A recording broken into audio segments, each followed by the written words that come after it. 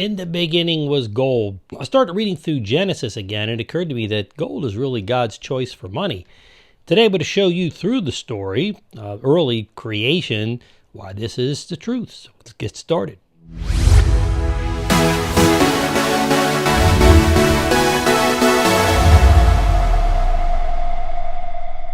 Everybody, welcome back to Reason for Truth. Reason for Truth. Truth comes first. Reasons come last. But we're always and constantly learning. So we stop doing that. We don't learn well. Certainly we don't teach well. So listen, in the beginning, God creates the universe, creates the world, the earth. And in chapter 1, he creates the sun, the moon, and the earth. It's chapter 1, verse 3 to 5:14. Vegetables and plants, Genesis 1:11, fish, verse 20. And finally, warm-blooded animals in verses 24 to 25. But in chapter 2, God creates man. And when the Lord had formed the man in dust from the ground and breathed into his nostrils a breath of life, and the man became a living creature. All right? 4 short verses later, four small little verses, starting in verse 11, God creates the garden and gold. And why is that? I mean, you got to wonder. This is pretty important. It's the beginning of creation. A river flowed out of Eden to the water of the garden, and there was divided by 4 rivers. And the name of the first was the Pishon. It is the one that flowed around the whole land of Havilah, where there is gold. And the gold of the land is good. It has bdellium and onyx stone are there, Genesis 2, 10 to 12. On the third page of the Bible, my Bible, the third page, that's it, third page, chapter 2 of Genesis, 4 short verses after Adam is formed and given life by God, gold is introduced.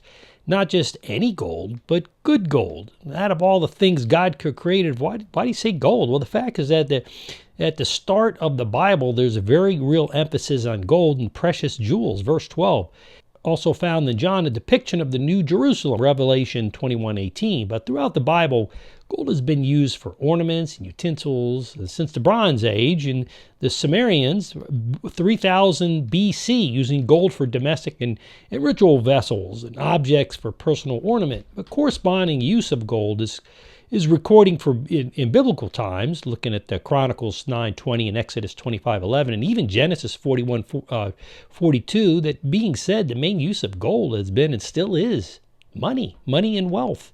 Genesis 13:12, Judges 8:26, and 1 Kings 10:14. We'll talk about that. You can go back, check those verses out. Speaking of gold, it is taken as the representation of the most valuable possessions, Psalm 19:10 and 1 Peter 1:7. Well, listen, visions of the things referring to as New Jerusalem, speaking of pure gold, right? Then you got Revelation 21:18, and you got new heaven and new earth. You could have the streets of gold. Gold is highly prized metal.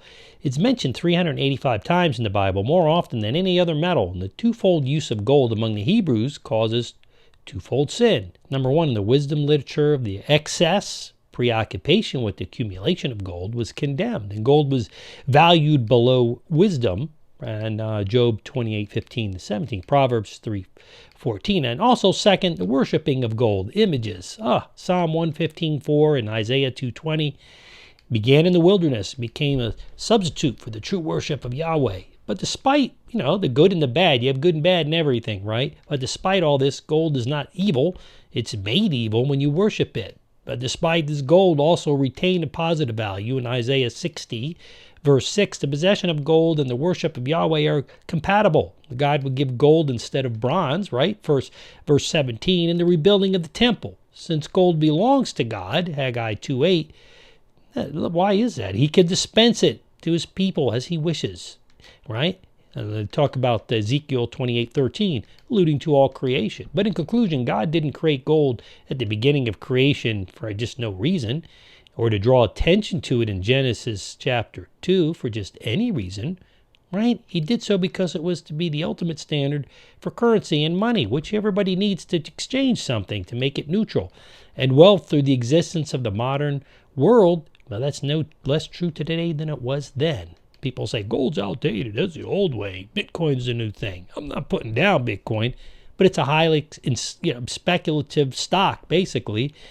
It's not gold. It's not the same at all. And as for you and I today, we are wise to understand that anything can become a stumbling block and an idol of worship, if we're not careful. and it includes in Christian ministry, can be worshipped, right, as an idol, just as gold is. So if we're not careful, that's going to happen. As a believer, we have to make sure that we stay close to Christ as our foundation. Forget the golden bull. Let's make sure we worship Christ instead. Get rid of that golden bull, whatever that may be in our life. Make sure that we endure, stay true to God, and make sure we avoid the fire on Judgment Day. Make sure we keep gold in perspective. But gold's a great thing. It is God's money, period. And when he returns, it still will be his money, his choice of money. And it will still be God's money. It will be ours as well. So God's blessings to you.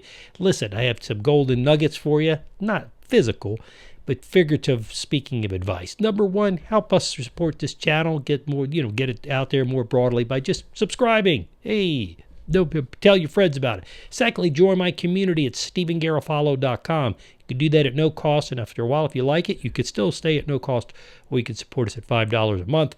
Either way, it's fine with me. God's blessings to you. Welcome to the new year. I'm your host, Stephen Garofalo, and this is your Reason for Truth for today.